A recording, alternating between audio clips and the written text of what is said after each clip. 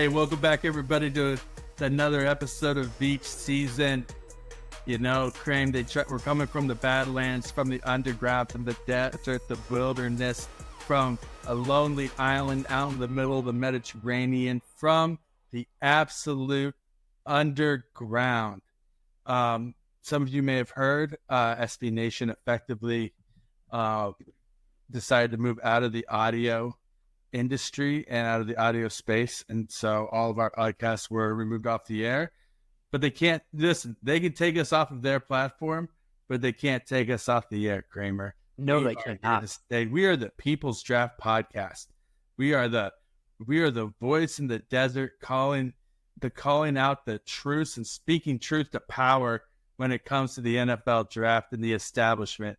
And we're just here to have a good time for as long as we possibly can. And so this is your new and improved independent Beach Season podcast, y'all.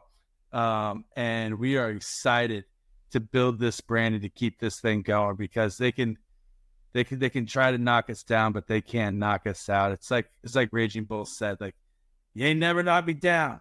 You ain't never knock me down. Like that's how it is. Like you're not even gonna knock us down. We're gonna keep going. Right, Craig? Yes, sir. Yes, sir. No one's going to knock us down. Ever. We're always going to be there, especially for all you guys, especially the people who love us. And I don't care, even if the people who hate us, too. I like them. Yeah, you hate us. Well, because we feed off of your hatred. It gives us power. It's like in Star Wars, like, yes, give in to the dark side. Give me your power. Like, we will feed off of your hatred. Like, if you think we suck, you might be right. But we're gonna have a hell of a time doing this, sucking and not sucking. Like that's the truth. And so we're not changing our format too much. The only difference is that I guess we can say and do whatever we want now, because we're only responsible to ourselves and the public at large and the court of public opinion, Crank. So if we wanted to drop an F-bomb every other word like Travis Kelce does on New Heights, we technically could. It's true, we could. But at the same time, aren't we better than that? I think we might be. I don't think we might. I don't know. It's going to slip. You already know it's going to happen. It's going to slip at some point. It's going to happen at some point, and we're just going to have to live with the fact that that people are going to know what degenerates we are now that we are allowed to say whatever we actually want to say. But enough ripping. It's time for that time of year that every time of the episode that everybody loves.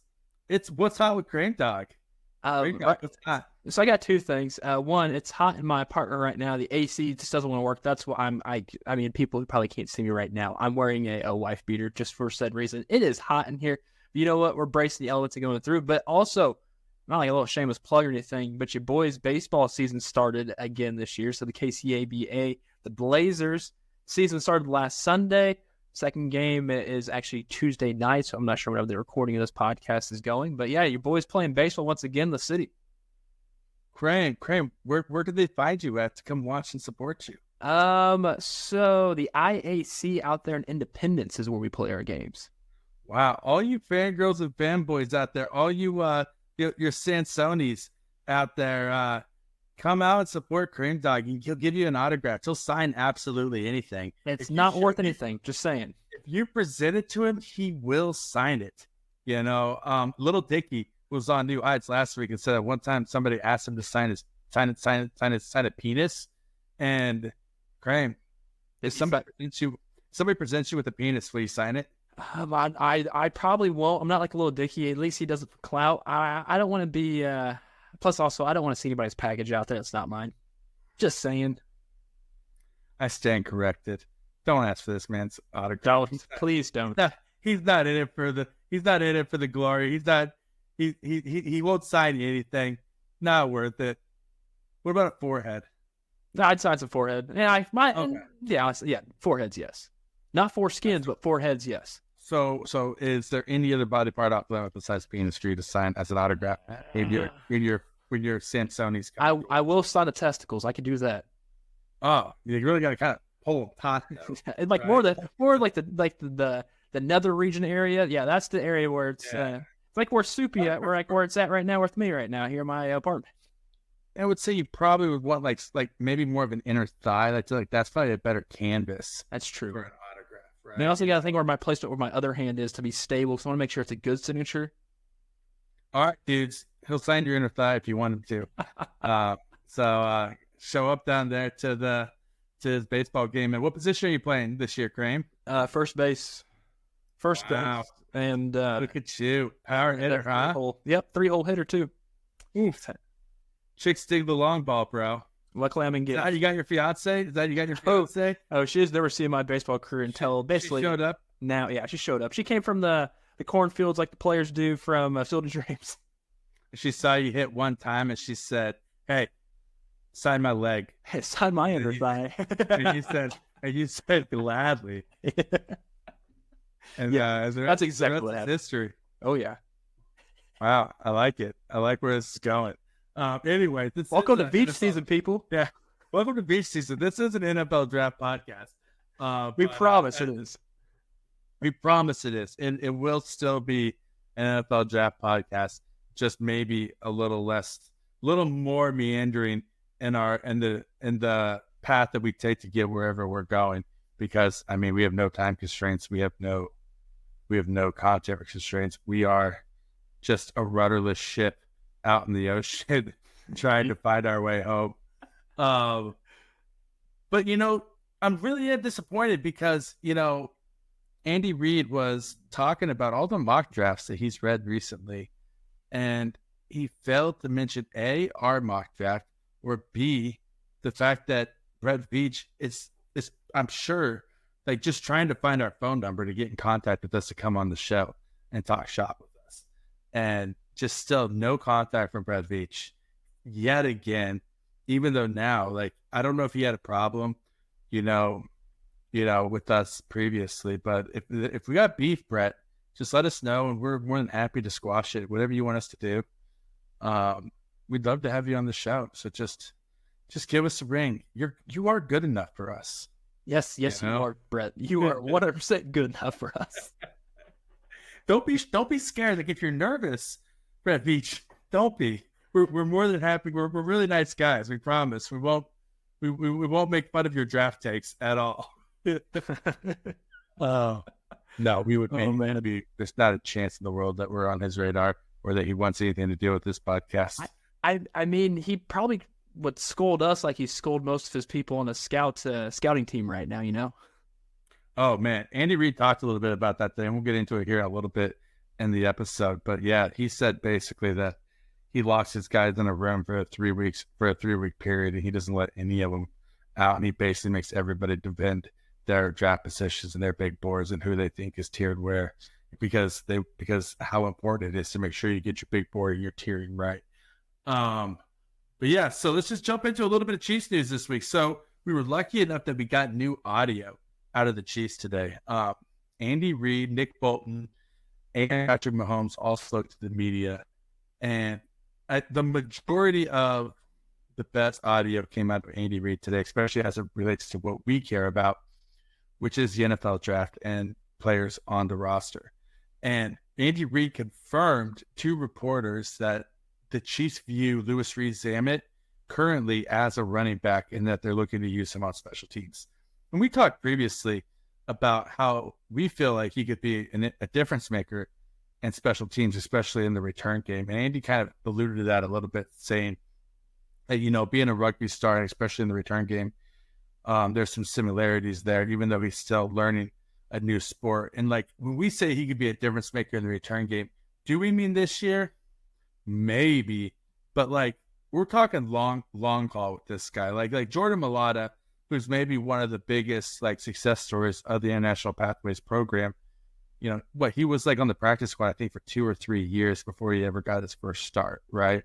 Mm-hmm. And now he's one of the better offensive tackles in the NFL. So what should people? What's a realistic? Like bring us back down to earth, Crane. Because me, I'm a big Chiefs fanboy who just rose-colored glasses. I think everybody's going to be a superstar that brings us a 3P. But you're somebody who's been hurt time and time again by his team. Somebody who sees the world for what it is, which is a broken and jaded place. And so, tell me what the actual truth of the situation is. I think having Reece Amick on the team for the Chiefs is actually a home run pick that they went out and signed. Like, I firmly believe with the new special team rules, this is actually going to benefit the Chiefs the most, especially with a guy like Reece Amick. Knowing, I'm not sure if, like, I never really watched rugby before, but I know how it goes. This guy's quick. He's lightning quick. The only thing that concerns me is when he's actually going to take that very first hit in the NFL, whether if it's coming for practice, coming in the preseason, or even coming in a regular season game. I'm curious how he gets back up, because this is going to be a different hit than what he's feeling overseas when he's playing rugby. But the fact that the Chiefs got him and got him very quick, because I mean, he's a quick guy, so why not get a quick guy? Quick. We'll make it sure that way. But no, I love this for the Chiefs. I hate it looking in to the Chiefs department, though, them having him. Yeah, it's almost one of those things where, especially with the new kickoff rules, it seems like a guy who can, like make, like, it's like before, like everybody loved Dante Hall back in the day as a kick returner. He used a human joystick because he could, start one way, go the next direction, reverse field, yada yada yada. It almost seems like there should be a lower priority on that than there was previously, because the key now is that these guys there's gonna be 10 guys right in your face right off the bat.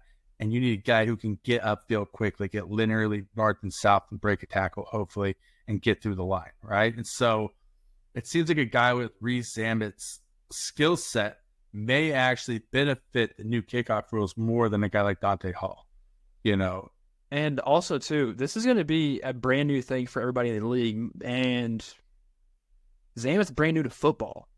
So this is just like him just plugging him. He's probably thinking, oh, they've been doing this the entire time. Like, this is normal to them. But there could be some guys in the NFL right now, like, say, the kick returner, they might have to adjust a little bit. They're like, all right, why? Like, I see these guys right in front of me. They're usually running at me. Now he's got to find a hole. How good are you actually finding a hole? We're going to figure that out really quick. Oh, 100%. Yeah. And that's the whole thing with rugby. It's about that linear vision of getting north to south more so than going left to right and juking guys. So, I think that there is a possibility that he is very effective in the return game. Whether or not he can actually play running back in the NFL, I think they're just giving him a position because they don't want to just have his position be special teamer, right? You have to have another position assigned to you, even if you're never going to play any other position. Like Garrett Dieter was technically a wide receiver, right? Like all teams, special teams right there, baby. Yeah, technically Garrett Dieter was a wide receiver. I forgot about that, dude. Wow. Dude, that guy is the NFL GOAT, in my opinion. He basically leveraged being one of Patrick Mahomes' best friends and like Travis Kelce's buddy into like a 6-year career. Man, good for him. Hey, you're more welcome to come on the show, Garrett. Yeah, Garrett, we love you. Actually, you're my personal hero. You had 6 years in the NFL with like one catch. And it was all just because you were a good dude and people liked having you around. Like, positive vibes always. I bet you that Garrett Dieter is the coolest, funnest dude to possibly ever hang out with, because that's the only explanation for him remaining on the roster for as long as he did. And I think that if you got a couple drinks in Garrett Dieter and got a little truth juice in him, he may admit to such. Yeah, he would. No, he would. He definitely would. But yeah, so moving forward a little bit here. Rashee Rice update since the accident. He turned himself into authorities, and since it was announced today, he's being sued for one big $1 million. It's 10 now. It's 10 now? Yeah. It's 10 now? Yeah. It's being sued for $10 million. That is more than his rookie contract. Yeah. It's not a good situation whatsoever. Like, even stuff like from the reports now that's coming out of like the people being injured and hurt, it just doesn't look great. It really doesn't. No, it doesn't look great. And he's being charged with a couple of charges that carry maximum 2-year sentences. I spoke to a friend of mine who's a defense attorney there in Kansas City, and he said there's a good chance that what the prosecution is doing is that they're overcharging him with the idea of a plea bargain, of him pleading back down to something that won't have jail time, but you start high and then give yourself space to plead down. He said the problem with that is that because this is such a public case, and that in the court of public opinion, the DA office is not going to want to be seen as going soft on him either. So that middle ground they strike is going to have to be crucial because you don't want it to be like they've overcharged him, and they don't think that they'll be able to get all those charges to necessarily stick, I don't think, because they have the idea that there's going to be a negotiation and a plea bargain down here, but they don't want to plea bargain down so much that they're seen as being weak on crime. And so it's really an interesting situation that we really don't know how it's going to play out. And I think the Chiefs don't know how it's going to play out either. You know, Andy Reid said today that he's still taking part in voluntary Zoom meetings this offseason, which you would expect him to. Like, if you're in this much hot water, like you're going to show up for a team meeting, right? And I love how people blew it up proportion on X of like something's going on here. They're not telling us the whole entire truth. No, this is what they usually do this time of year. They Zoom. Like, why? He doesn't need to be near Andy Reid this week. There's nobody's near Andy Reid this week. Exactly. It's down in Texas. I mean, Nico Remigio is in Texas right now. Luis Reed-Zammit is in Texas, right? Like, everybody is in Texas. Travis Kelce is, God knows where, living his best life, and God bless him, he's earned it. And he's like, Coachella, what you mean? He was lifting Taylor up. Oh, was he at Coachella? Oh, yeah. Listen, I'm not a millennial. I got a wife and 2 kids. Like, I'm on X for Chiefs content only. And man, yeah, if it's Coach, I don't like Burning Man, Coachella. Like, if it's not, he's living it right now, man. If it's not like something from my era, like The Offspring pre It's Pretty Fly for a White Guy, or like Woodstock. Like, that not Woodstock. Come on, like we're talking like Black Flag, maybe like some old school punk rock. Then yeah, okay, I'd be down, and I might know a little bit about it. But for Coachella currently, that does sound something where Travis Kelce would be, and God bless him, he's earned every single bit of it. But back to Rashee Rice, like nobody's in the facility. There's nothing going on this time of year. That's what Andy Reid said. There's nothing going on right now, so of course he's not around the facility. There's no reason for him to be. Nobody is. They don't want the players around the facility right now because they're trying to get ready for the draft, right? You know what I mean? Like, they're not meeting with players. They're not really having like in-depth player meetings. They're getting ready for the draft, and they're getting and everybody's looking at film all day, and they're tiering guys and they're ranking guys. And so there's no reason for Rashee Rice to be there. That being said, it's good that he is attending every single voluntary meeting, because he better like in his situation right now. And then Mahomes also said that he did meet up with him in the offseason, and they've thrown together this offseason. He did not say if it was pre-accident or post-accident. He just said, yeah, I've met up with him this offseason, and we've thrown a bit. Regardless, you know, the Chiefs aren't going to make any definitive statement on this until they know what's going on with the legal proceedings. Like, they're just going to monitor it and see how it plays out. This is what they did with Frank Clark, you know, and this is what they did anytime, you know, with Kareem Hunt as well. Anytime a player gets in trouble with the law, they're going to monitor it and see how it plays out before they make any concrete decisions.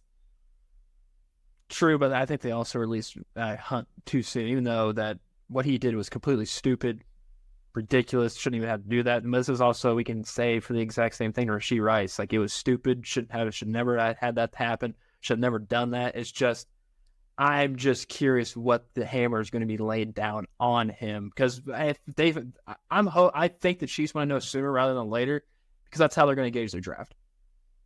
Yeah, and with Hunt, you can say what you want about it, but the difference is he laid a hand on a woman, yeah, and that in the court of public opinion and in actuality, that's different. And also, he lied to Andy Reid. That's the biggest thing. That was the biggest reason. You could be a jackass and do a dumbass thing, but you can't lie about being a jackass and a dumbass. You have to have that accountability and acknowledge the mistake that you made. It shows your true character. Exactly. Like everybody makes mistakes. Some people don't make those mistakes, but everybody makes mistakes. But it's what you do after the fact, after you've made that mistake, that actually matters to a lot of people, and obviously to the Chiefs. And so I think the fact that Rashee Rice was honest and upfront with the team about it does carry some weight. Andy did say that they are monitoring the Rashee Rice situation. He basically confirmed while he was in his press conference that there's two positions that the Chiefs are focusing on in the draft right now. A, they're focusing on left tackle. B, they're focusing on wide receiver. Like those, they understand that those are their two biggest needs. HN Sports Saran Petro brought that up to Andy Reid. He said, "Wow, you really know your stuff, Saran Petro. Like you're really into this. Like you're on point." When he said that those are the two biggest needs that the team still has, and then he went on to say that was before the Rashee Rice situation, and they're monitoring what's going on with Rashee Rice closely. So I think that the Chiefs were going to draft another wide receiver, regardless. Wide receiver was one of the Chiefs' largest needs, and we've been mocking wide receiver to the Chiefs in the first round all offseason, and I still think so. I think the only difference is it might change the type of wide receiver the Chiefs are looking for, where they're not going to draft an Xavier Worthy or a Troy Franklin because their big-bodied wide receiver on the outside or across the middle or their run-after-the-catch wide receiver, we don't know what its future holds at this point. Do I think he's going to do jail time? I don't. I think that when it's all said and done, he doesn't do jail time. But at the same time, I don't know anything. I'm not a lawyer. I don't know anything. Like, that's just my gut feeling based upon what we've seen in the past with these situations of what I've seen on Twitter, not X, on Twitter, from law experts who are talking about it, that they say that their worry level is like a 4 out of 10 on whether or not he's going to see jail time. I don't know if he's going to see jail time. But it doesn't matter. The important thing is the Chiefs don't know if he's going to see jail time. Exactly. And so the Chiefs aren't going to put themselves in a situation where they enter the season the same way they did last year with that kind of a deficit at wide receiver. So I think that the only difference is that maybe you start looking at either a trade up like an Adonai Mitchell or for Brian Thomas Jr., or you see them go for a guy like Xavier Legette maybe at 32. Honestly, I mean, they got Hollywood Brown. I know it's only for 1 year, right? It was 1 year. It was a 1 year deal for him pretty much to prove it. Why not try to get that Xavier Worthy still? Like, why not? I don't see why they wouldn't want to do something like that to get a guy that you could clearly bust it over the top with no matter what, because every single team in the NFL is going to want a player that's to that capability. It's kind of almost having a secondary Tyreek Hill in this team, but he's a little bit taller and probably a little bit faster. Who knows? I kind of want to see a foot race between the two. And I mean, I think you can still make it a big, wide spectrum of what type of wide receivers they truly want. But if they can get a guy like trade up and go get Brian Thomas Jr., I love that dude. For some reason, I have fallen in love with him because I feel like he's actually going to better career than Malik Neighbors, I want to say. I just want to say that. I want to believe that too, just because of the size factor. And I think Brian Thomas can give him the chance. Give him the number one chance. He's going to be a stud. These are big words. Last time you said Brendan Rice, better career than Marvin Harrison Jr., and now you're saying Brian Thomas Jr., better career than Malik Neighbors. That's shots fired across the bows of the draft industry there, Craig. I like going against the grain at times, and just by watching stuff, these guys have legit talent. It's just whether or not what team's going to draft them and draft them accordingly to tap into all their full potential in the league. Oh no, I don't disagree with you. I love Brian Thomas Jr. He's my wide receiver. Him with Patrick Mahomes would be absolutely dumb of how good it would be. Like if I had a move for the Chiefs to make in this draft, it would be to trade up for Brian Thomas Jr. Will they trade up for Brian Thomas Jr.? That remains to be seen. It's going to take some draft capital. We're going to move up like 15 spots. Yeah, to get him at least. Looks like looking at the board right now, like you're probably going to at least go up to 17 with the Jaguars in order to get him.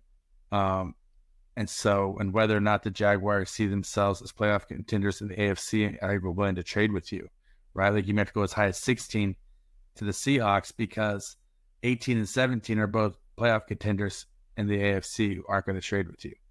And so So we'll see what happens there. I don't think they're going to go for a guy like Xavier Worthy because he does, like, the difference between him and Tyreek Hill is Tyreek Hill would go over the middle. True. Xavier Worthy doesn't go over the middle. He's a linear guy, north, south, deep threat, but not a lot else. And Tyreek Hill could give you those like wide, shallow cross yards that you do get from Rashee Rice, right? So you need a guy who's not afraid to go over the middle. And so I think that because of that, something in my gut is just telling me that Xavier Legette's going to be a Kansas City Chief. That'd still be a good get. Because of Rashee Rice, that maybe they were looking at a Roman Wilson. Maybe they were looking at a Lad McConkey before, to my chagrin, or a Ricky Pearsall. But I think that with Rosh, because here's the deal. At his floor, I think Xavier Legette is Rashee Rice. He is faster, he is stronger, he is bigger than Rashee Rice. I think that you're talking about wide, shallow cross and screen passes and that sort of stuff. It's the bulk of what Rashee Rice feats up. Well, that tells you that's exactly the difference between the second round and the first round is right there. Legette's a first round caliber wide receiver. I mean, Rashee Rice was drafted in the second round for a reason last year. Like, he got passed up by, was it 50 something picks? I can't remember what their pick was there. But there's you could tell that difference there. Get Xavier Legette.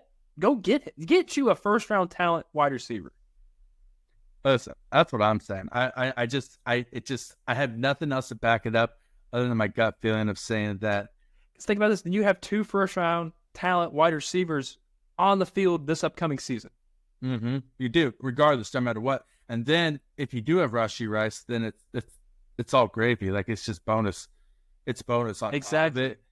And if you don't get Rashee Rice if you don't get Xavier Legette in the first round, then I think like Brendan Rice in the second round. Because also, I think last year, you have to remember about last year. Last year was a historically weak wide receiver class. This is a historically strong wide receiver class. Last year, Brendan Rice is getting taken in the top of the second round. Yeah. Like, that's the fact. And so I think that Brendan Rice right now is a better prospect than Rashee Rice was when he was drafted.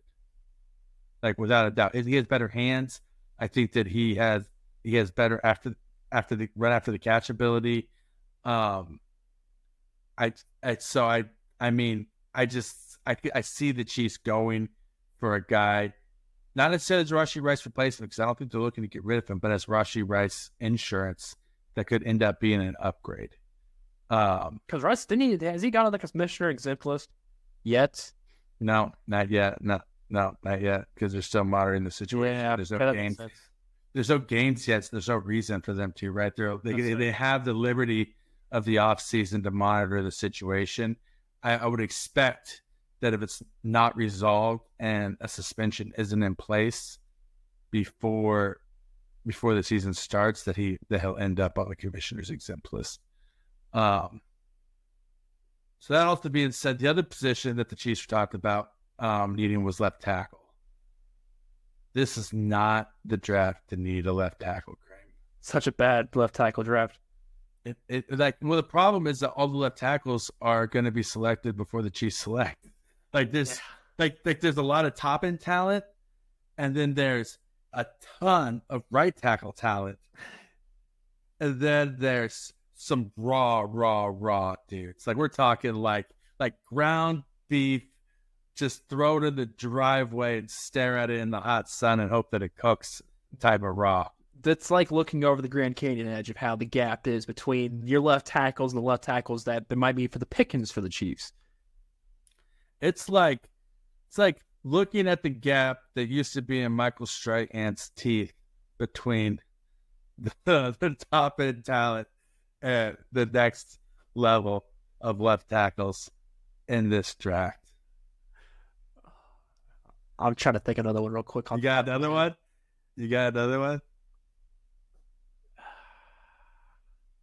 It might be the talent from how quickly. No, I got nothing. I win. 1 point, Rocky. Okay. I want to say someone Kurt Warner for some reason, but I couldn't figure something out. It's the difference of the hotness level between myself and a Hemsworth brother. I'm True. the lower end. The Hemsworth brother is obviously the upper end. It's a difference between. It's a difference between. I can't say that one actually. No, it's a difference between every other woman in the world and Halle Berry. There we go. That's the difference. Yeah. Right there. But yeah, so but left tackles right now is just absolutely, you can't really find you one in this upcoming draft to be like, I really like this guy. They're such a unicorn, and if you get a left tackle in this draft, when you're walking down the street with him, every other team is going to be staring at you, going, "How the hell did you land that left tackle? Like that left tackle is so far out of your league. Like how did you get that left tackle? That must be a sugar daddy left tackle there. You must be really, really paying for everything for that left tackle." So the left tackles we're talking about that are out of the Chiefs draft range are Joe Alt, Troy Fatanu, Olu Fashanu from Penn State, and possibly J.C. Latham might be able to switch from right to left. But then after that, like that's it. That's it. We're talking. And here's the deal: tackles get overdrafted in every single draft. If you have a tackle as number 30 on the draft board, that he's getting drafted at number 20, right? Like that's just what it is. Yep. And so if you see a tackle like on a big board and he's ranked like number 45 and your team takes him at 32, you're saying because guess what? At 64, there's nothing.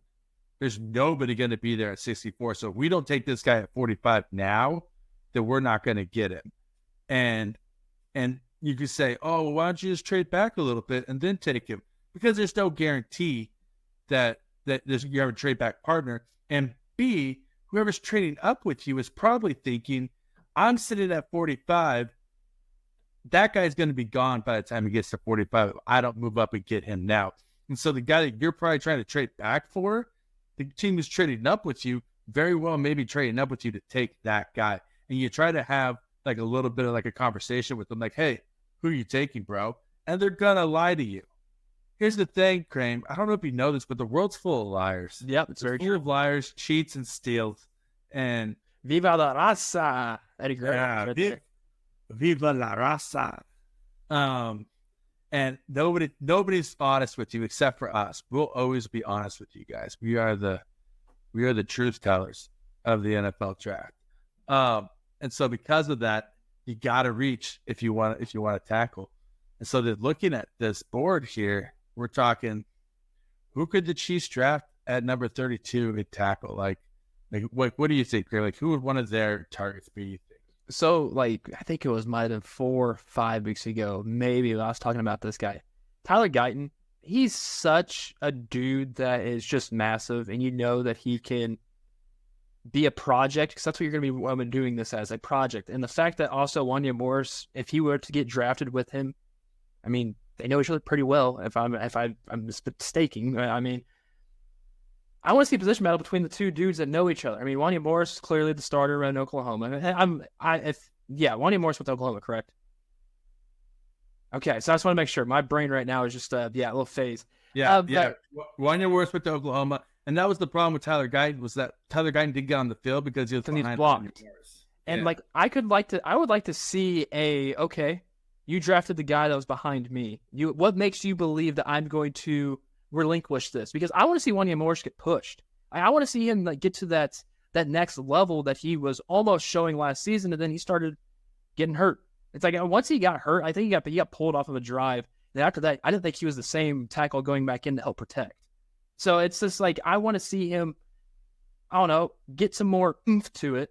And if it's by draft to say a guy like Tyler Guyton, which honestly might get drafted before the Chiefs even get to 32, who knows how this is going to go, because someone's going to see that size and be like, you know what I could do with him?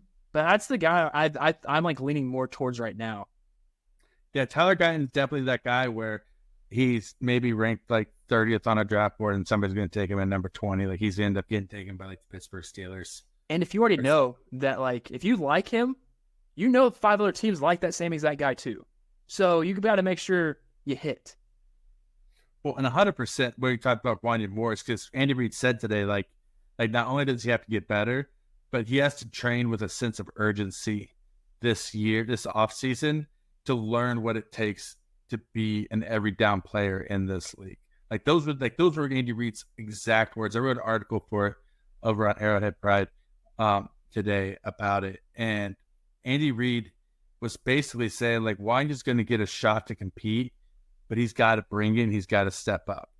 Now, if you do draft Tyler Guyton and you say, hey, Tyler, like, this guy blocked you once, are you going to let this guy block you again? Mm-hmm. Are you going to go out there and you're going to prove that you are a first-round talent and that you deserve to be the starting left tackle of the next Super Bowl champion, Kansas City Chiefs? Another guy that's going to be in the same range, and this is what I mean. We're talking raw ground beef. I mean, if you put an offensive tackle, like just size, weight, dimensions into a computer to give me the body of an offensive tackle, you're gonna get Kingsley Suamataia from BYU popped out. Like this guy, he's related to Penei Sewell. He is 6'6", 315, got like 35-inch arms. Like the guy's just every single thing that you want from a physical specimen and an offensive tackle. He moves well laterally. He's quick. He's strong. He has a lot of power in his hands. The problem is he just does not. I mean, when I say he has no technique, the man has no technique. That the guy is like he's only 21 years old. He's still young, and he's that guy who could have should have entered the transfer portal and gone to another program, like gone to the SEC, started a year in the SEC for a team like, I don't know, Alabama, somebody who's like known for their offensive line play, right? Or Georgia. Georgia has consistently puts tackles in the league. And really just took one more year to get better, because now you're probably gonna have to overdraft him at 32, but he's gonna need a redshirt year. There's no way I see this guy being ready at the start of the season. You're not drafting a guy for a redshirt season at 32. I'm sorry. If you want a three-peat, you're just not doing that. And Exactly. Here's a question: is he going to be there in the second? Is he going to be in the third? Is he going to be in the fourth? What's the lowest you think he could be drafted in? Because I personally, maybe the third. Maybe I think he's gone by the second. He's not there at 64. I don't think he's there at 64. I think he's gone by 50. To be honest, I don't think there's any way they let that a team. There's going to be a team in the second round who can give him that redshirt year. That's true. Also potential in him, that are going to take him in the second round and sit him for a year. Like I can see like Philadelphia doing that. I can see Philadelphia. Yeah, exactly. Yeah, you got Kieran Amagaji from Yale. He's almost a guy who's in the exact same boat. You know, like very good, great physical specimen, great tools, very, very raw. And he's going to be taken somewhere in that same range. Patrick Paul, super raw, super size. Like we're just talking about the same players over and over and over again, though. Like every single time we talk about one of these guys, it's the exact same thing. Their hand placement is terrible. Their body position is terrible. Their balance is terrible. They get out over their skis. They get thrown on their face. Like they'll have one highlight reel rep, and then they'll have 10 in a row where they just get beaten.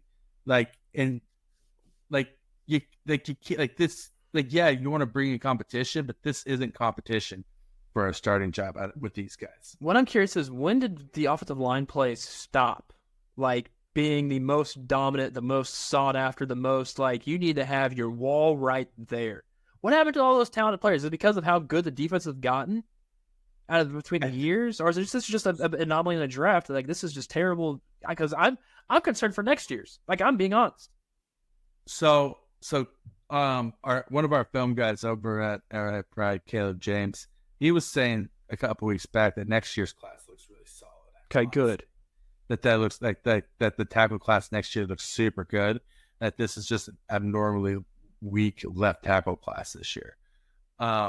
Whether or not that's true, we'll see. But that was kind of his evaluation of looking at it so far this offseason. But yeah, but then the Chiefs say they're going to bring in competition in the draft. So what's that mean? Does that mean that maybe what that means is maybe somebody like the Jaguars takes somebody at number 17. Maybe the Jaguars at 17 take Fashanu or take J.C. Latham or take Troy Fatanu, and then suddenly Cam Robinson might be available via trade. Right? Yeah. And so then at that point, then is that how the Chiefs are planning on possibly bringing in some competition? It's hard to say our game plan is to trade for whatever person becomes available in the draft. But I think that they're just trying to look at every avenue, and their game plan is they want to add competition. It's worked before. It's worked them trading a first-round draft pick for a tackle. It's already worked before. They won a Super Bowl after that too. So I honestly, God, don't think they have to trade a first-round draft pick for Cam Robinson. No, not at all. No. They're in a contract dispute. There's money issues there. There's a lot of things going on behind the scenes there with Cam Robinson and Jacksonville. I honestly think you get them for a day 3 pick if they take a first-round tackle. That'd be amazing. Yeah. And so that would be an interesting move, I think. But yeah, so it'll be. We'll just have to wait and see. Time will tell. But let's move on. Today we're going to do something I've been wanting to do for a really, really long time on here on the show, and that's a little segment we like to call Draft for the Enemy. And we're going to do a mock draft, a full 7-round mock draft, where we draft for the teams that we hate. And so we're going to do the entire AFC West. I'm going to draft for the Broncos and the Raiders. And I'm going to draft the Chiefs and Chargers. The Chiefs and the Chargers. Okay? This is going to be awesome. And we're going to draft based upon what we think this team needs and what they need to do to make themselves better. So I'm going to try to turn the Broncos and the Raiders into a legit competitor against the Chiefs. And you're going to try to. I'm going to try to make the Chiefs still stay at the top of the throne and also make the Chargers better.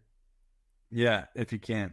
And that's the biggest one there. Like you can somehow get the Chargers Patrick Mahomes, then maybe.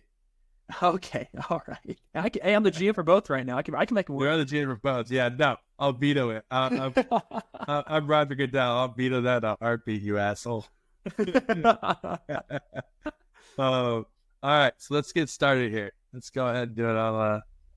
That's great. Fired up. I'm happy we're still doing this, buddy. Oh, they can't take us away. They can't take us away. Take us off the air. They can try their hardest. They can try to silence us, but we will rip the duct tape off our mouths. You cannot muzzle us.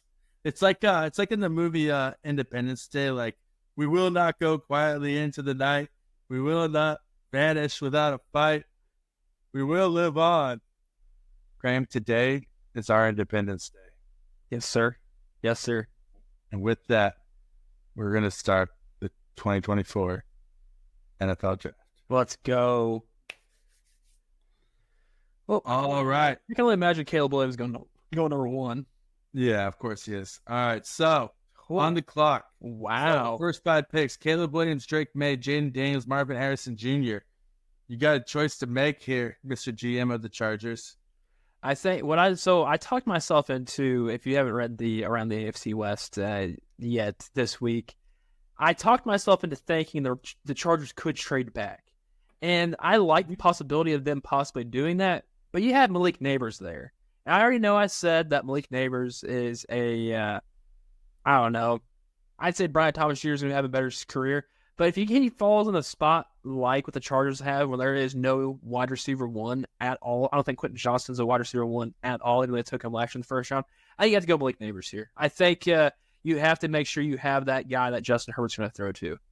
Even with Minnesota Vikings wanting to trade up? What's the return on that? Looks like we'll have to see here. So let's see. You could probably see if they'll give you 11-23 for 5. And looks like they might. It says 38% chance. Do you want to offer it to them and see what they say? Yeah, actually do that. I'm curious. All right. If you accept it, all right, that's fine. That's fine because all right, you just traded back. I like what I wrote in my article, so this would make sense if the guy that I would like falls there for the Chargers. All right, let's see who Minnesota takes with that 5th pick. And they need a quarterback. JJ McCarthy. All right, so JJ McCarthy, Joe Wall, Dallas Turner, Malik Neighbors, Roma Dunze, JC Latham off the board. All right, now, what do you do with this 11th pick? You shore up that defensive tackle spot. You either get Newton out of Illinois, or you're getting Byron Murphy. I love Byron Murphy so much. You're taking Byron Murphy with this pick. All right, 11th pick. The Los Angeles Chargers take Byron Murphy. All right, next on the clock. Whoa, immediately on the clock is the Denver Broncos. So Denver Broncos, we need a quarterback. I don't think that they leave the first round without a quarterback, honestly. I don't see a single scenario where Sean Payton and Michael Penix Jr. work out together at all. I don't think it works either. I think that Sean Payton wants a guy like Bo Nix, who's the coach's son, who can. Coach's what? Coach's son. Coach's kind of, I don't know what I was saying. All right, coach's son. And so I think that it's an overdraft, but like we said, that he's not going to be there in the second round for them, I don't think. And so they're gonna take Bo Nix with the 12th pick in the draft and overdraft him. Next, immediately after that, is the Las Vegas Raiders, another team in desperate need of a quarterback. Desperate need of a quarterback. But I don't like Michael Penix Jr. this high for them. I don't like it, especially with the needs that they have on the offensive line and the needs that they have in the defensive interior as well, and pass rushers and in the secondary.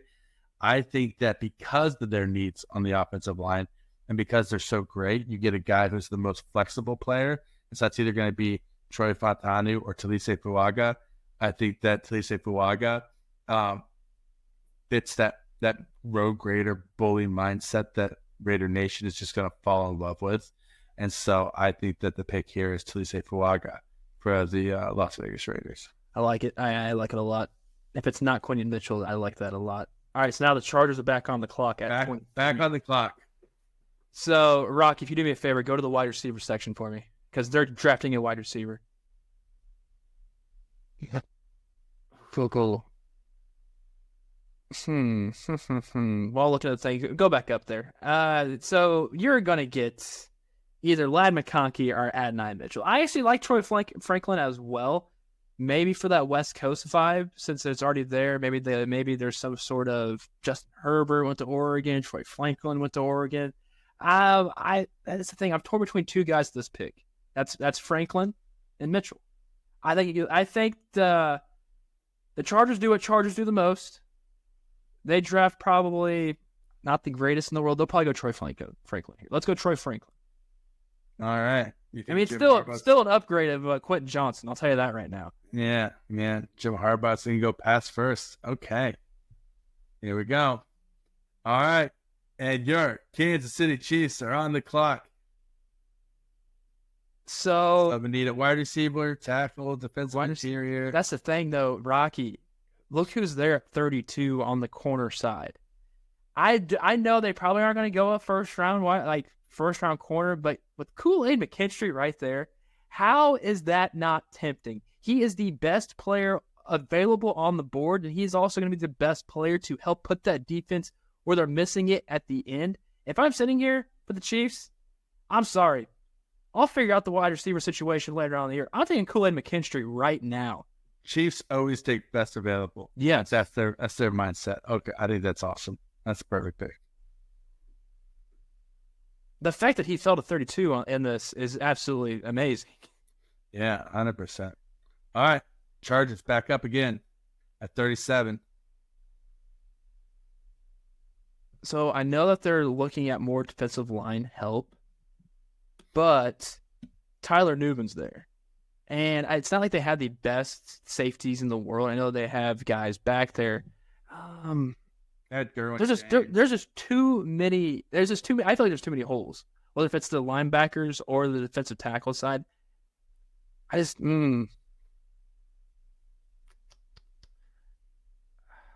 I like Mike a lot on corner, and I know they need a corner. They could easily use some corner help there. You know what? TJ Tampa. We're taking TJ Tampa out of Iowa. Him healthy is probably the most talented corner in this draft. He's just got to be healthy. All right, going for it. All right, Las Vegas Raiders on the clock. Okay, so the first pick, we took an offensive lineman. They still need cornerback help. Cornerbacks are looking a little depleted for second round talent at this point. I do like Kyrie Jackson. I love these guys that they're still around in the third round when we come around out of Florida State. Defensive interior is still in need as well.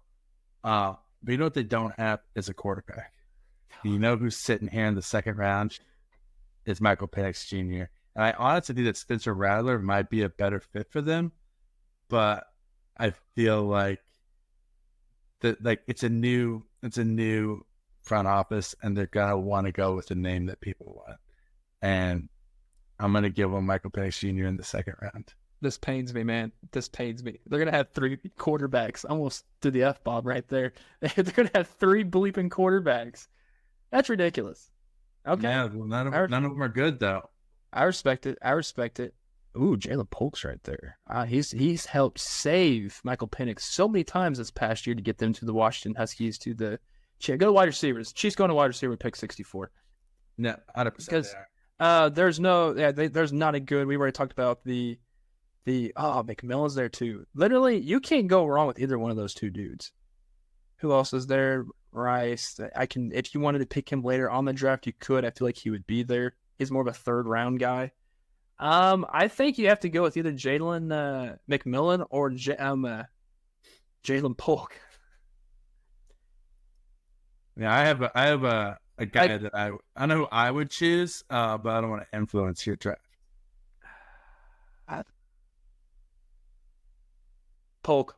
I think Chiefs. There you go. I had to replay kind of like the what he did during the national championship game because Michael Penix did not look good at all, and I based him off the last games they played, and I think he played better. So yeah, now with the Chargers, we need to get a running back. I don't know right now would be the best time to do it.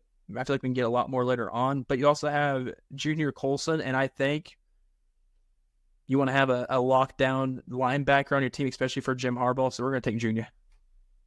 All right, Junior Colson is the man. He is. A lot of people have him as linebacker 1. Strapping on their boards. Yeah, he is a very strapping young man. All right, on the clock is the Denver Broncos. The Ponies. The Ponies are on the clock. All right, so far for the Ponies, we've only taken Bo Nix because they didn't have a second round pick, right? Correct. What happened? All right, so the Ponies have a need for center.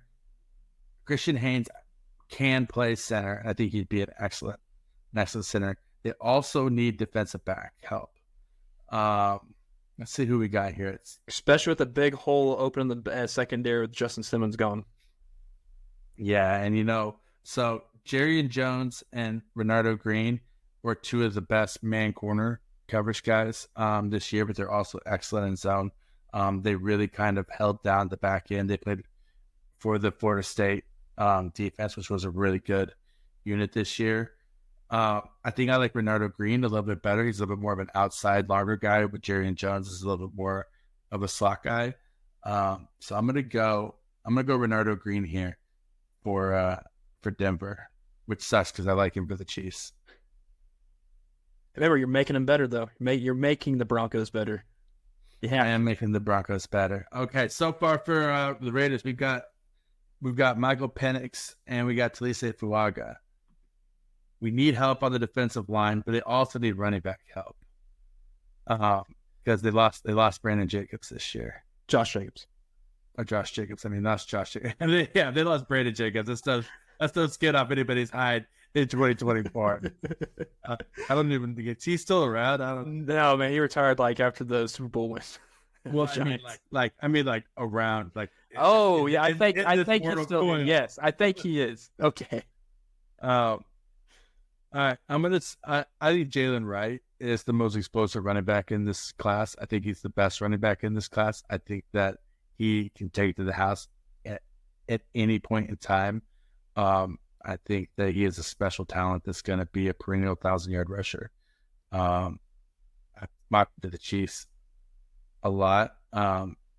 So I'm going to give you guys a running back here. I'm going to take Jalen Wright. Interesting. Now it's the Kansas City Chiefs. And we're sitting at still wide receiver, tackle, and defensive line. At pick 95, I think you could probably try to find a tackle at this point to be like, all right, this could be the guy that could be our project. So if you go to tackles for me, because they're gonna have, like we talked about earlier, that drop off is we waited too late. We waited too late. See, at 95, you can't pick right there shows you cannot pick a tackle that's worth a lick. I mean, punting would be fun, because I mean the Kansas City type of thing. But I think he's more of a guard. That's true. But you also, oh man, you can't. This is a bad situation for the Chiefs. I do like Christian Jones. But Akon Albert has a lot of reps under his belt. Yeah. What's his size though? He's smaller tackle. He's a smaller for his. Yeah, he's 6'6", 330. He's slow. Yeah, he's slow. He has good size, but he's slow. I think let's just go punty. You have to go tackle here, or even sooner. Heck, the Chiefs. I know we didn't have me to where like I could possibly trade up. This could be a trade up option for the Chiefs if you don't trade up at 32 as well. If you're trying to find your tackle, I think you need to go tackle though in the third round. So let's get punty. All right. Because right now at this point in time, I'm expecting Wanya Morris to be the starter. Yeah. For the Chargers, go running back for me and see what we have best available, because I think they have to go in that sort of route.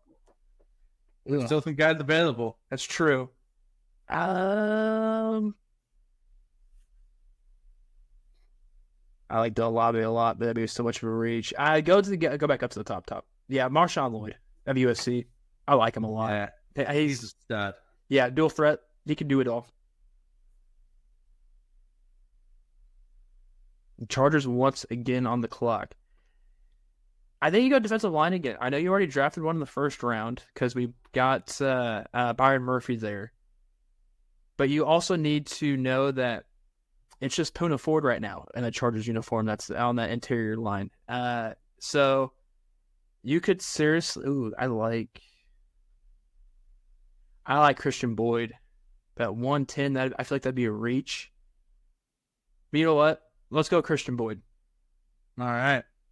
Kansas City boy. Yeah, I know. Moving out to the West Coast. Jim Harbaugh loves to scout Kansas City-wise, so I wouldn't be shocked if he already had his name on his big board right now. It's true. All right. So you guys have needed a cornerback for a while, and I haven't been giving you guys one.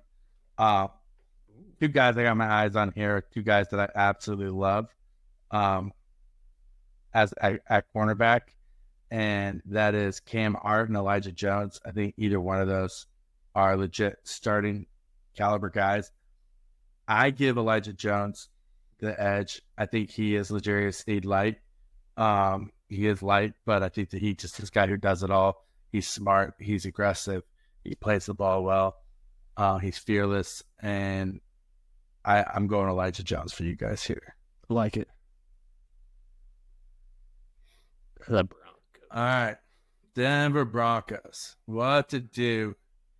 Michael Pratt is just falling and falling and falling. No one wants Michael Pratt. Yeah, 100%. They need wide receiver help here. They do. They do need wide receiver help. Sean Payton, being a smaller person himself, may not have a prejudice against smaller wide receivers. And we're talking about small wide receivers who have a chance of being something in this draft. I think Malik Washington is at the top of that list. The guy's built like a tank, but he's just short. He was super, super productive this last year at Virginia. I think that he, at this point in the draft is about where he should go. And they do need wide receiver help, and the wide receivers get really, really bare after this. That being said, Muhammad Kamara is just a tried and true pass rusher. Just a blue-blooded pass rusher who gets after the quarterback. And really kind of torn there. I'm going to go. I really kind of would give them my Muhammad Kamara.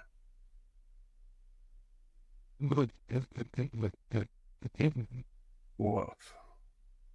I might go Malik Washington. Yeah, so don't overthink this one. Go to the running backs right now. He has to be here still. Yes. Dylan Lobby? Dylan Lobby. I'm telling you, he is going to be a fun NFL player, especially too if Reese Emmett doesn't pan out, you have Dylan Lobby. Like I'm just saying, you should feel comfortable with that. So Dylan Lobby. Dylan Lobby to the Kansas City Chiefs. Of course, you would put Dylan Lobby on the Kansas City Chiefs.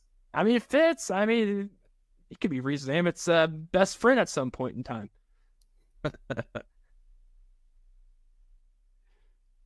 All right, on the clock here is the Denver Broncos. I didn't give them the edge rusher they needed last time, so I'm gonna look at edge rushers here and see who's still here. We lost out on the guy we wanted, and Muhammad Kamara, but Nelson Caesar is another guy he's small and undersized, but he is rocked out as far as just being buff. I think that he's that designated pass rusher that they need to get after the quarterback, that they're kind of missing since they lost Vaughn. And so I'm going to go with Nelson Caesar here for the Denver Broncos.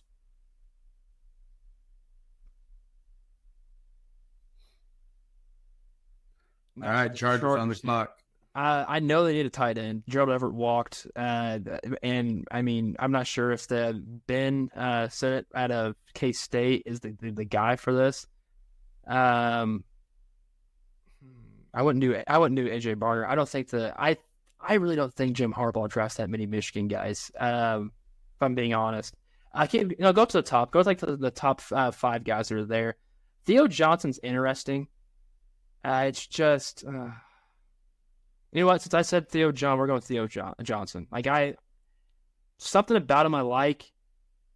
He can do both. He's big and fast. Yeah, he can block if you want him to, and he can also catch the football and have some yak after it. I think Theo Johnson would be a great fit for Mr. Harbaugh and the Chargers. I think they're going to try to run the ball quite a bit, and I think that having that inline blocker with Theo Johnson makes sense. All right. Denver Broncos on the clock. All right, now is where we kind of start looking at best available, I feel like. They still need secondary help. Kaylee King is interesting to me because his athletic profile was really bad. But there was something up with him this year that we just weren't seeing. Because the drop-off from 2022 to 2023 was just so severe. It just doesn't make sense. There has to be something else going on there. So he's really intriguing to me right here at this point. But you can't ever have enough beef on the line either, right? And so,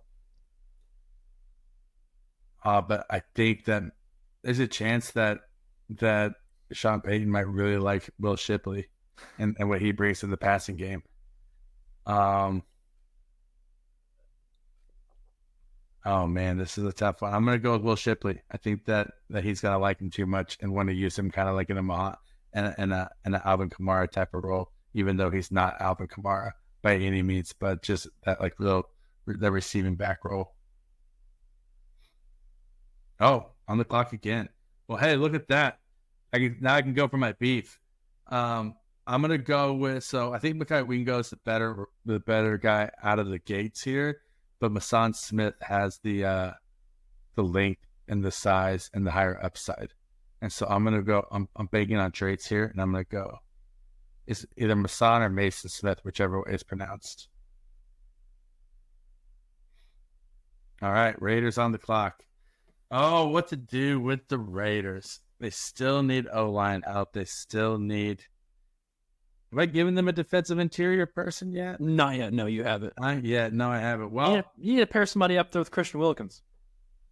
Yeah, well, then the guy we go is the guy, 100%, without a doubt. Next to Christian Wilkins. He's a guy who I think has a lower ceiling but a very high floor, and he's going to be a great just plug-and-play type of guy who's going to have an 8 to 10-year career in the league just being a solid player. All right, I just want to scour to see what type of wide receivers we have left. I know the drop-off already happened, and there's Luke McCaffrey right there for the type of players I guess I like. The only type of player that you like, Kramer. I like the small gadget guys that I know that can run and has great hands. Like why don't you just get Anthony Gould then and just keep giving the Chiefs just the smallest guys on the face of the planet? No, I wouldn't give them the smallest guys on the face of the planet there, Rocky. Go to corner for me. Oh, never mind. I see Kalen King was picked beforehand. Dang it. I was going to, but still, we have some. I do like Still out of Maryland. I haven't seen much of Pritchett's stuff. Click on Dwight's profile thing for me real quick.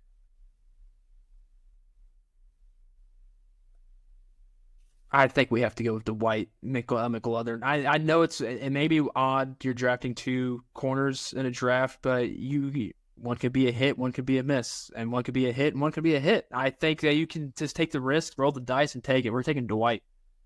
Dwight McLeodern is a home run selection by you. I wrote an article about him over on AP this week. He's one of my biggest draft crushes I've had in a long time. He is the most cerebral. He plays chess out there in the secondary when he's playing, and he's actually my draft crush this week. I'll talk about him here in a little bit. So thank you. Thank you for making the right selection. Now for the Chiefs, once again, wide receiver, tackle, defensive line. You know what? Get Miles Murphy out of North Carolina. Let's get some help there with Chris Jones. Can't have too much beef on the line. Nope. Chargers, all right. I know I already took a tight end already. Oh, there's edge, right? Jalen Harrell. They do need edge help. They need pass rush stuff. They do it. No, we're doing Jalen Harrell. All right, there we go. What's the over under of Michigan players drafted to the Chargers? I think I went 2.5 maybe. Take the over and under on that. I'd take the over. I think it's gonna be 3. All right, Denver Broncos back on the clock. They still need interior offensive line help. Hunter Norzad, pretty uninspiring. I think I like Tanner Bordellini better than him, actually. And at this point, everything is just a crapshoot. Mm-hmm. I mean, honestly, you're all just throwing darts at a dartboard at this point, and just trying to make an educated guess. Let's look at this here before What happened to Kingsley Ekubon? At one point, he was getting first round talk like a couple of years back, and then he it's just a weird transition he had. I don't understand. I personally don't understand it. It's the face of the planet. You know who I'm going to take, actually? This is going to be a little off the wall of a pick. But Brandon Coleman for TCU was a starting left tackle when they went to the national championship. He's not a perfect prospect, but he's big and tall and long. I think he has almost 35-inch arms, and he's 6'6", and you don't play that much meaningful football without having some talent. So I'm going to go Brandon Coleman right here. And now... Yeah, the Broncos have a lot of late round, day 3 picks, the Broncos do. Yeah, and so now we're looking here. They need wide receiver help. You know, if you want to get a lottery ticket guy who might actually pan out, Joshua Cephas is the guy. He has all the talent in the world, but he just can't stay out of trouble. If you want to take a swing and take a risk on a guy like that, then he's your guy. I think I do like Tanner Bortolini because of the need, but I think the need outweighs on this one because that offensive line for the Broncos is absolutely atrocious. That's just That's just my input on the Broncos. Yeah, I'm gonna go Tanner Bortolini here for them. Close out the draft for them. Then to close out the draft for the Oakland Raiders, they still got 7th-round picks, bud. Oh yeah, they still have a lot of picks. Never mind. I'm going Cephas here. Like it's late in the draft. Why not add weapons? If you're gonna go with Michael Penix Jr., you're gonna need guys who can get downfield and jump up and get the ball and get vertical. And so I'm gonna go Joshua Cephas. Also, with my persuasion would get Joshua Cephas to this point in time for the Chiefs. I think you can go wide receiver on this one because you need at least late. Might find somebody. You might find a diamond in the rough to help fill a hole there.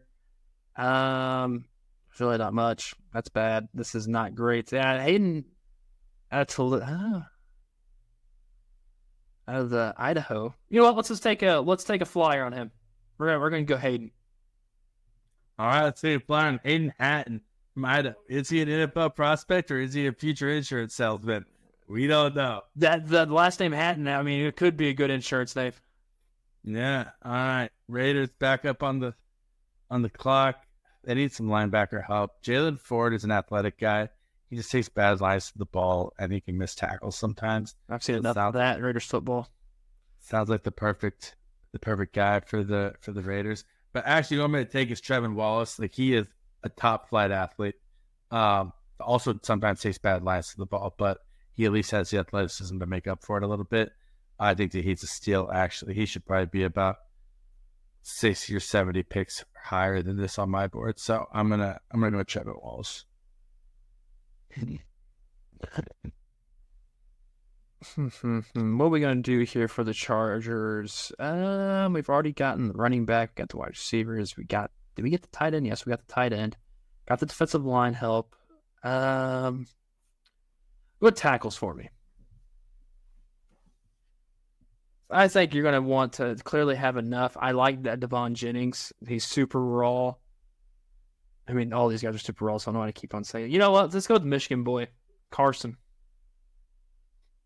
All right. Carson Barnhart. Tackle in Michigan. All right. Raiders back up for their final pick of the draft. You know, why not give them some more offensive line help? This is the rawest guy in the draft who is also a complete physical specimen. Dike. And we're going to go with Aneem Dykwa out of the HBCU Howard. Just a guy who's going to be a folk hero when he comes to and develops into a great offensive tackle. Chargers' last pick of this draft at pick 253. You could probably go. Take a backup quarterback. We're gonna take Tagovailoa. There we go. Get Tagovailoa off the board and there with Harbaugh to see if he can turn into something. All right. Grading our draft. I can only imagine. We unlocked 3 awards apparently, so that was good. Look at us. We won 3 awards for being so great. All right, so now let's go through here, and we'll just do a quick recap of the people that we took in order for the teams that we selected. All right, Byron Murphy Jr. to the Chargers at 11, Bo Nix to the Broncos at 12, Felice Fuaga to the Raiders at 13. And then at 23, Troy Franklin to the Chargers. 32, Kool-Aid McKinstry to the Chiefs. And I think that's all the info they're going to give us on that one because we selected too many people. Oh, great. Of course. You know what? So, here's the full results right here. Sorry. Apologies. All right, so that's the end of round 1. hang with us. This is great. This is a great podcast. Oh, yeah. Oh, yeah. All right, then pick 37, TJ Tampa. Pick 44, Michael Penix Jr. to the Raiders. Sorry, 37 was to the Chargers. 44, Michael Penix Jr. to the Raiders. 64, Jalen Polk to the Kansas City Chiefs. A wonderful selection. 69, Junior Colson to the Chargers. Renardo Green, pick 76 to the Broncos. Pick 77, Jalen Wright to the Raiders. Dominic Pooney, pick 95 to the Chiefs. Give us offensive line help here. Pick 105, Marshawn Lloyd to the Chargers. Running back out of USC. 110, defensive interior Northern Iowa guy, Christian Boyd, Kansas City boy, to the Los Angeles Chargers. The Raiders got Elijah Jones, cornerback out of Boston College at pick 112. Pick 121 was Malik Washington, wide receiver out of Virginia.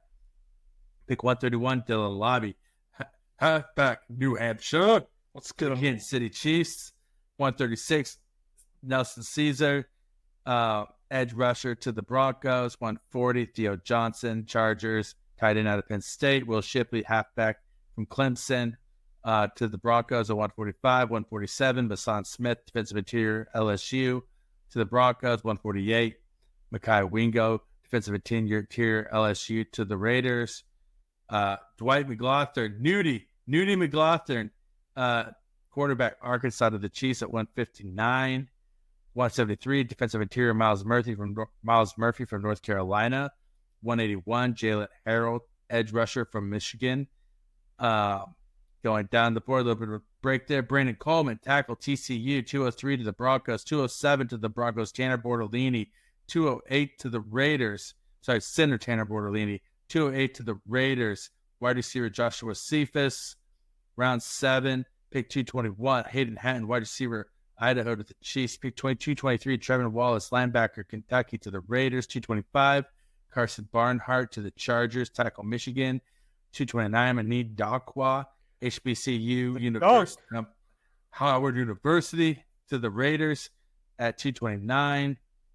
And going down, pick 253, Taluia Tagovailoa to the Chargers, quarterback out of Maryland. And that is your 2024 NFL draft. Let us know in the comments section or on X or Twitter how you think we did and who won and which AFC West team is gonna take the crown with this draft class. Spoiler alert, it's the Kansas City Chiefs. This guy who drafted the Kansas City Chiefs. I think I missed on one pick, and I think it's that tackle. And I feel really confident drafting the Chiefs on this one. Listen, the Chiefs are losing 3 interior offensive linemen next year, or their contracts are up, so they're going to have to get some interior offensive linemen regardless. And so if he doesn't work out at tackle, Pooney is going to be really good. It's good to shift inside. So I'm okay with that pick regardless. So great job, bud. Dude, great job. I got you. I think you did great. I'm very proud of you for drafting the Chiefs as well as you did. Hey, I want to make them as good as possible. I don't want to take away and then try to three-peat. I want them to. I want to see a three-peat. I know that's weird knowing that I'm a Raiders fan saying that. It's never happened before. I kind of want to see it done. You just want to see history made. Yes, there's nothing wrong with that. All right, well let's do our draft crush real quick and we'll get out of here. And we'll let the people have the rest of their time back. And so my draft crush of the week I got here is I mentioned a little bit during the draft. It is Dwight Nudie McLaughlin, cornerback, Arkansas. I mentioned it a little bit. This guy just plays chess in the secondary. He played when they were playing against LSU. He literally was playing on the boundary and just basically baited Jaden Daniels into throwing the ball across the middle, and he jumped the route and picked it off. I think maybe second, third play of the game. With the game on the line, he played man coverage. It was 13 seconds left in the game, tie game, man coverage against Malik Neighbors on a fade route, covered it perfectly, and shut it down. He has a short memory like a goldfish. You have to have a quarterback. There's a couple plays where they got him, and then immediately after that, he was right back in there breaking up passes. He was all over the field. When you're watching him, he pops off the camera. His high school football coach was Aaron Glenn's brother, and his brother also played in the league, and his high school football coach was like this. So in high school, McLaughlin was a two-way player, wide receiver and cornerback, and he had 18 touchdown receptions his senior year in high school for like 1,300 yards. And his high school coach was like, "This guy is playing in the NFL. I played in the NFL. My brother played in the NFL and coaches in the NFL as a defensive coordinator, right? Like I'm telling you, this guy is an NFL defensive player." And so, and in a recent interview that I saw, and so, I honest to God, I think that the fact that he's going that late in the draft is insane to me. He has 4.4 speed, which is higher for some of the other guys that are going above, which is faster than some of the guys that are going above him. I don't see where the weakness is in this guy. If I missed something with him, please let me know, because in my eyes, the guy is a complete stud. I like a crush.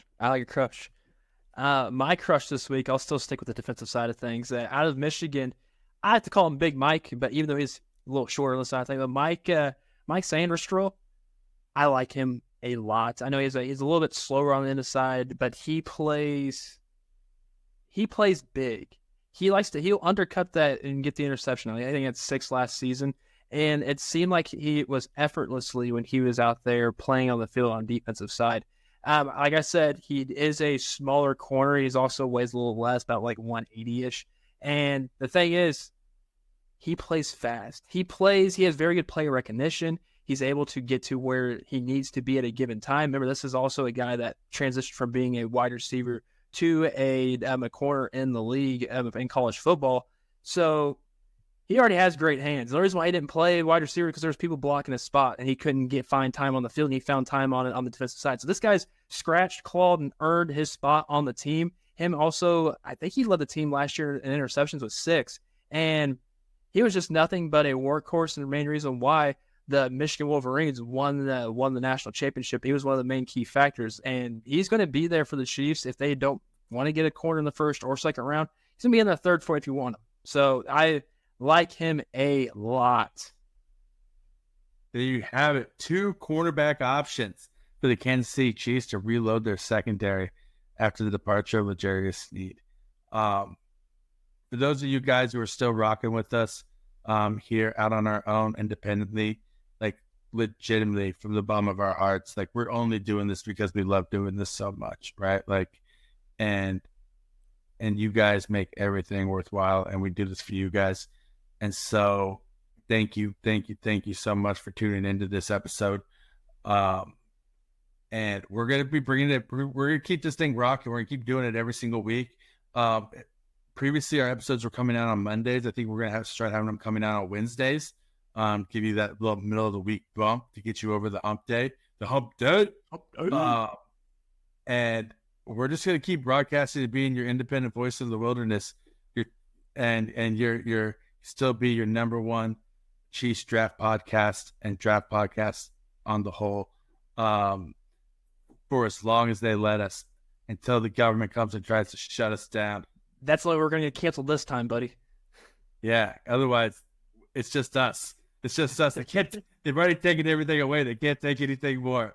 And so with that, please, now more than ever, your 5-star reviews actually mean something and mean a lot to us, helping us get this off the ground. So please, if you think that we've earned the privilege of your time, please give us a 5-star review, and just let us know what you like, what we can do better. Until then, I'm Rocky Magana at Rocky Magana on Twitter. He's Kramer Stanzone at Kramer Talks on X. And we love you guys, and I hope you guys have a wonderful, wonderful week.